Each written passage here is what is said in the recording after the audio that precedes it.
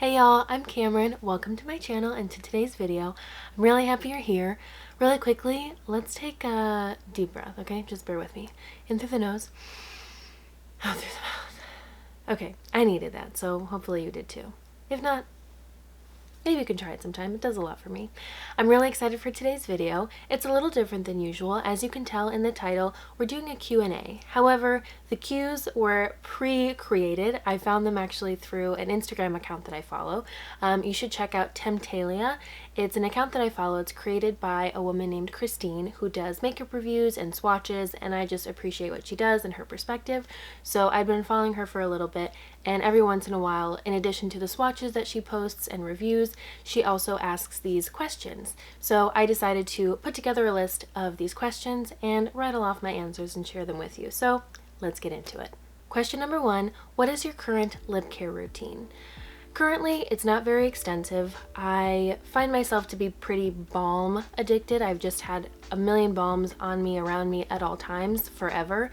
And the most consistent thing I can say is that every night I wear a thicker lip balm or like a lip mask. For the longest time, and I'm talking about 3 years maybe consistently, I've been using the Laneige Lip Sleeping Mask. This is the vanilla flavor, which is my favorite, but if you haven't heard of this already, or if you haven't heard people sing praises of this, I might be convinced that you live under a rock or something. No shame here, but I highly recommend looking into people's recommendations. It has a really wonderful texture. It's nice and thick without feeling sticky or too waxy. It's got a nice glossy finish to it, but it's the kind of balm that when you put it on at night, you wake up in the morning and it's still there and your lips still feel very hydrated. So I love this, but more recently I came across a package of lip balm that I have had for a little bit, but it was brand new. And I bought it out of nostalgia. It's this Blistex DCT, Daily Conditioning Treatment. My dad growing up always used this, and this was always in his cabinet, and I always loved the scent of it. I had no idea how to place it. It's super medicinal, but it does feel really good on the lips. So this is actually what I use most of the time. It's a little taste of home. Other than that though, maybe it's because we're home a little bit more lately, I don't do a lot more outside of that routine. Every once in a while, this is more if I would go to an event or have an early morning, I would like to use the KNC lip masks. These are one of my favorite little extra products to use. These and the eye patches are great. Other than that, I'll do like a little sugar scrub if I need it, but not very often. Question number 2, what is on your nails right now? Not much. It's a really thin layer of peeling Sally Hansen nail strengthener. Normally, I keep my nails really short with a clear coat or Dior Nail Glow, and I also really like the Essie Gel Setter Top Coat. It has a really nice gel-like finish, but that's usually when I'm working, when I'm touching other people's faces, when I'm using my products a lot. But since being home, I've been growing my nails out, and this is the longest that they've been in a really long time without breaking. I realized I use a dry shampoo with color in it, like the brown, so when I scrunch my hair, that color gets in my nails, so my nails look a little dirty right now.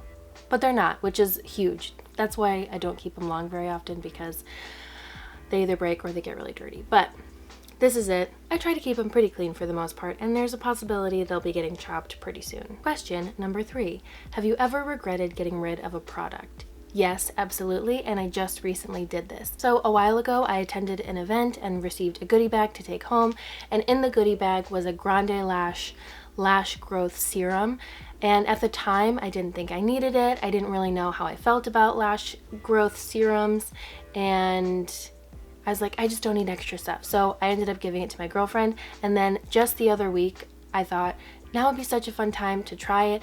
I feel like my lashes are just not what they once were. Let's give it a shot. And I was like, shucks, I gave it away. But I hope my girl's lashes are doing well. I gotta check in with her. Question number 4, has your method for applying foundation changed over time? Absolutely. The first foundation that I bought for myself, I had to have been in somewhere in the middle of high school, and it was Neutrogena Healthy Skin Foundation. My friends were using it. That's how I got influenced. And they used their fingers and I used my fingers at the time. So that was how I was doing it. I just hated how messy it was. I had to have like a dedicated towel, although I still do to this day. But I just didn't like that I always had to wash my hands after that. So, and I continued to use liquid foundations for ever. And my mom used cream foundations. She always used the CoverGirl Compact, so I was used to seeing her use the sponges. But I think I graduated to a flat foundation brush, kind of like a regular paintbrush, and then I moved on to sponges. I explored the Beauty Blender a little bit, and then I got into more small fluffy brushes for more detail and a different texture. But now I use all of them just because I like to experiment, and I feel like they can all do a similar effect when I'm using them properly. Question number 5. Has your method for product research changed over time? I'd have to say yes, because I realized as I think about it, I didn't always do a lot of product research, or whatever product research I did was never really in depth. It was just hey, I see a brand releasing this, or I see this new at Ulta, or maybe my friend tells me about it. It looks good to me. I say okay. The last few years I've been a lot more focused on ingredients and packaging and sourcing and who the company is run by and who endorses it and what my friends have to say about it. So I definitely collect a lot more data. It's much more of a process for me, and it feels smarter to me. It feels like a better buy when I do decide to purchase something. So it's definitely evolved, and I think that's just part of evolving and growing as an adult and as a human. Don't get me wrong though, I am not above an impulse buy. I just try to do it less often. Next question, what was the first tool that changed your makeup routine? I'd have to say an eyelash curler, especially because as I was first entering into makeup, I wasn't really allowed to wear much when I was growing up and all throughout school. So as I was growing into makeup and I was finding exceptions, like I could wear clear mascara and wear my mom's blush, then came the eyelash curler. I still recommend to this day that everybody have one because it really does wake up your face and give you a different look without needing to use any color or anything that you need to wash off. Last question for today. What was your first makeup product and how do you feel about it now? I'm pretty sure I remember what my first makeup product was. I remember a couple beginners because I would get my mom's old hand-me-downs because that was the only way that I could really get into makeup, again, since I was pretty limited at the beginning. So the first thing I can remember is officially getting my very own of, and not feeling like I had to hide it from my dad, was my very own CoverGirl blush in the shade Brick Rose. Looks something like this. This is the shade that my mom has used religiously for as long as I can remember, and especially up to that point when I was in high school, I think. And I would always use hers, and I would always use her brush, and I finally got my own one day. How do I feel about it now? I still love her. I mean, it's definitely more of a sentimental thing for me, but I really do love this blush formula, especially as I've grown and experienced a lot of different formulas and colors and blushes with shimmer, blushes without. This has a really subtle pearl to it, so it gives you a little bit more of a glow on the cheek.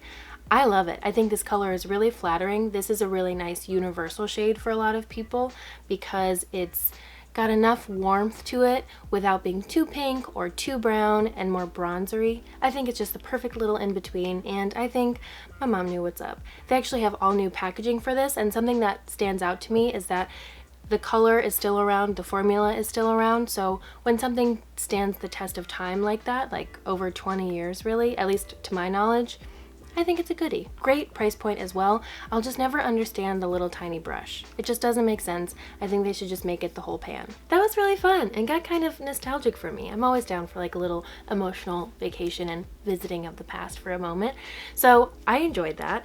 I'm gonna keep it short and sweet today. There's more questions and she posts more questions pretty regularly. So maybe we'll do another video of these, but that's it for me today. In the comments below, let me know if you enjoyed this, if you want to do more Q&A, and if you guys want to provide the Q's, which is what I'm really hoping to get to. I'm happy to answer any and everything that you guys got on your minds. So let me know, drop it down below, and we'll keep that ball moving. Please subscribe if you haven't already.